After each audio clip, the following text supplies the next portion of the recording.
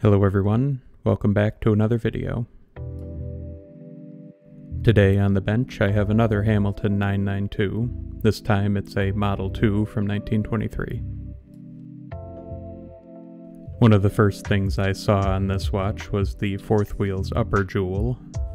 At some point in the past, a watchmaker drilled out the jewel's chaton and put a friction fit jewel in its place. This was obviously done to replace a broken jewel, but it's one of the worst ways to do it as far as keeping the movement as original as you can. As a watchmaker, you want to do everything you can to save original parts without destroying them, so it's always unfortunate to see something like this being done by a clearly competent watchmaker. I do understand that sometimes a customer just wants their watch to work and doesn't care what it looks like or how well it runs, but there are much better ways to go about fixing things like this. I can also see one of the hairspring stud holder's screws is missing. And most of the bridge screws are seriously mangled. Maybe the previous watchmaker wasn't so competent after all. I'm pretty sure I have enough spare parts to replace everything and get this watch looking and running like it should, so let's begin the service. This watch also came in without any hands or a dial. Luckily I do have a few laying around that should fit. I'll start by removing the hour wheel.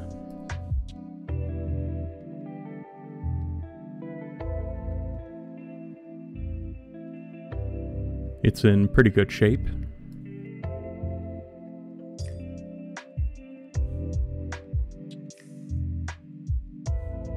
Next I'll remove the cannon pinion.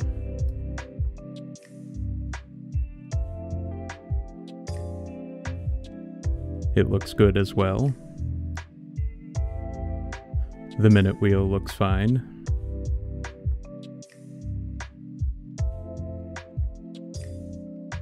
Now I can remove the setting lever.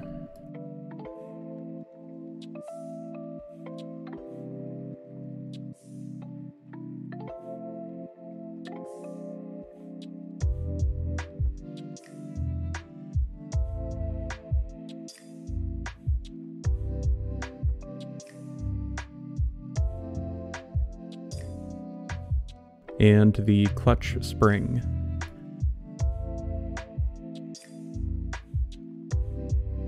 The clutch spring's screw is mangled to the point that it needs to be replaced as well.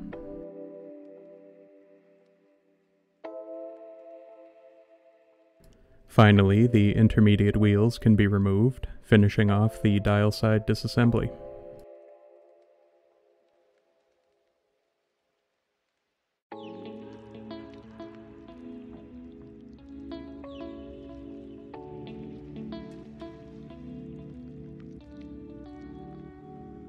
It looks like this was given the typical oil everything until it's running pre-sale treatment.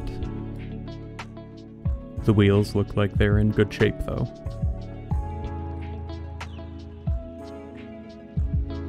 Now I can flip over to the gear train and start disassembling that.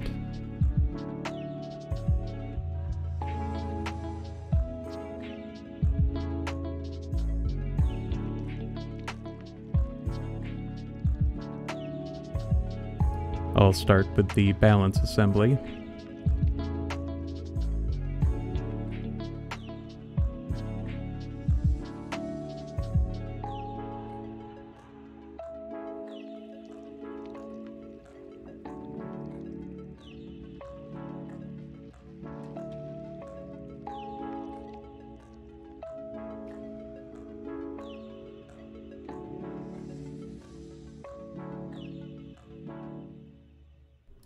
Everything on the balance wheel looks good.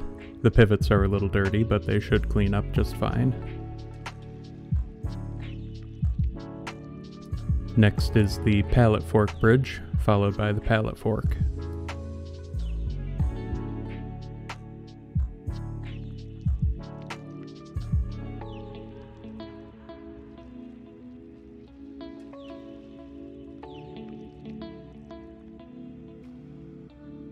Besides the usual grime, the pallet fork looks good.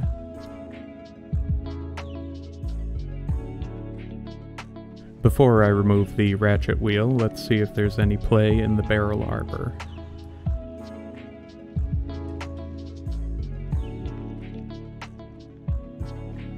There is a slight amount of play. Let's remove the ratchet wheel and get a better look.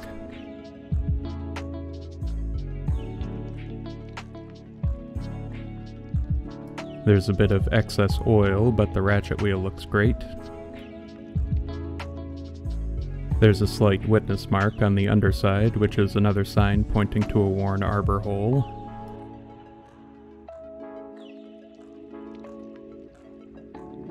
Here you can see the side shake of the arbor. It may not look like much, but this amount of play can reduce amplitude by 30 degrees or more, which will impact the accuracy of the watch.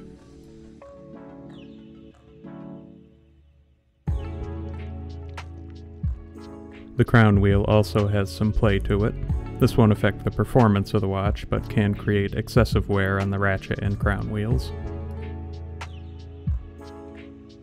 To reduce play, you just remove material from the underside here. The crown wheel is in decent shape. It has some light surface rust that can easily be taken care of.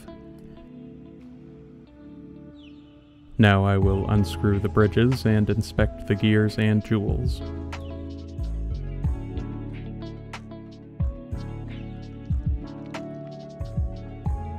I'm surprised this metal burr hasn't been removed before. If that broke off while the movement was running, it would cause some serious damage.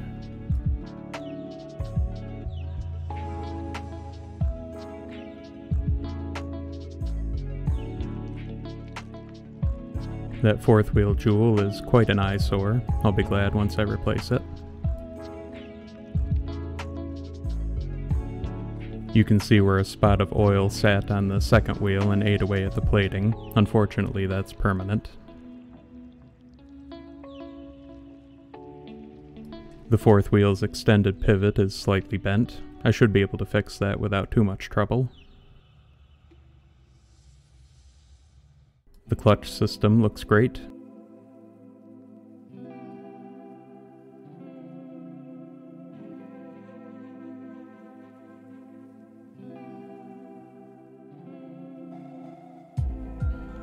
The mainspring barrel has a mixture of old and new lubricant, which is typical of the eBay special. The mainspring is also somewhat set, so I will replace that. I've replaced the fourth wheel jewel with a new old stock one, so I'll make sure that the wheel spins freely now.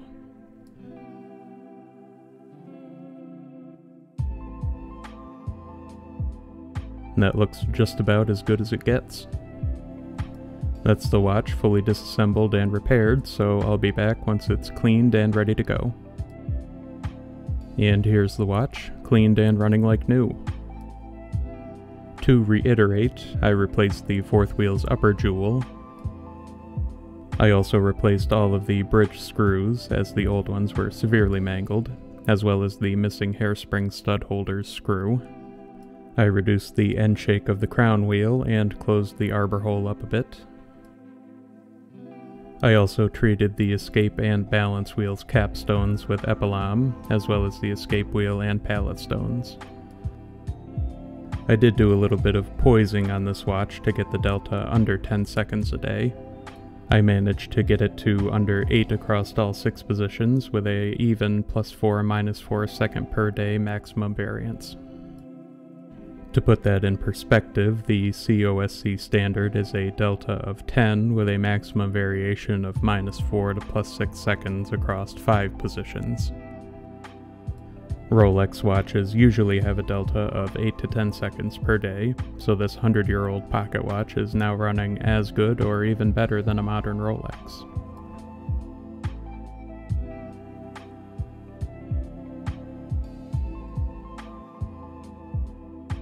Here's the watch cased up. I went with a nice double sunk dial and a set of period correct hands. That's the watch fully serviced. Thank you all for watching. I hope you enjoyed the video, and I'll see you next time.